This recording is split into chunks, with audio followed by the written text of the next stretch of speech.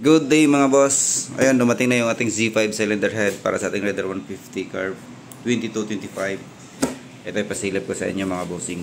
Sa mga interesadong mag head. Ito siya. Ayan mga bossing, Z5 cylinder head. Para sa ating Raider 150. Baka may naghahanap dyan. Meron naghahanap. 2225. Ito sa inyo.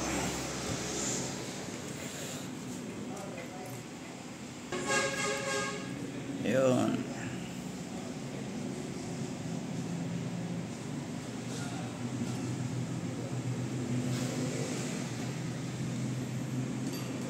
Limited stocks lang ito mga bossing. Kaya sa mga interesado dyan, silipin nyo lang yung comment section or sa description.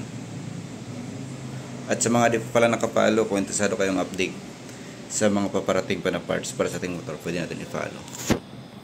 Kung interesado tayo mga bossing. Palagi tayo nag-update dito ng mga parts ng ating mga motor. Ayan. Raider 150 yan. Yun. At ito valves yung kasama. At meron siyang cams mga boss. Ito yung cams. Sukatin natin yung cams para malaman din natin kung anong size nito. Ayan. Para isahan na lang. Kasi meron din nagtatanong kung anong lift yung cams. So ito, yung cams sukatin natin. Para at least malaman din natin kung anong lift yung meron dito sa mga interesadong mag head dyan, 2225. Ito yung intake. Sukatin natin. At ito naman yung exhaust.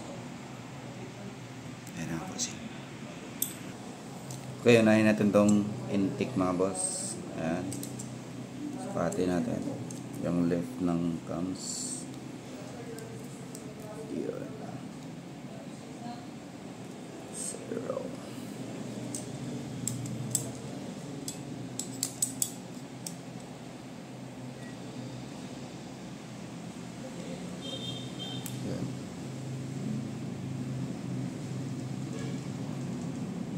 Ayan mga bossing, 8.1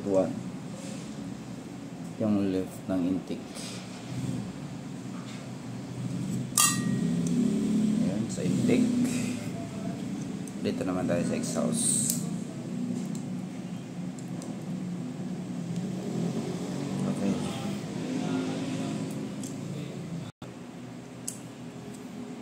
Ito exhaust mga boss.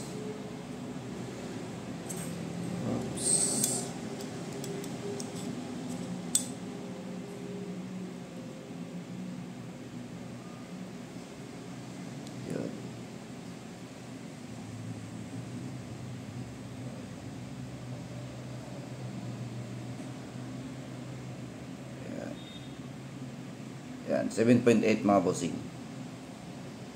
Yung lift ng ating exhaust. Yan. Sa mga interesado dyan, Z5 cylinder head. Para sa ating Raider 150 carb. So, ayan lang mga bossing yung ating updates. Sinulit ko sa mga di pa nakafollow dyan. Kung interesado kayo ma-update sa mga paparating pa na parts para sa ating motor, pwede natin i-follow. Kung interesado tayo mga bossing. So, yan yung ating updates. Ababang pa sa mga paparating pa na parts mga bossing. At sa mga Raider 150 pala dyan, marami tayong coming ngayon sa ng mga stocks. So abang-abang lang. Ride safe mga boss.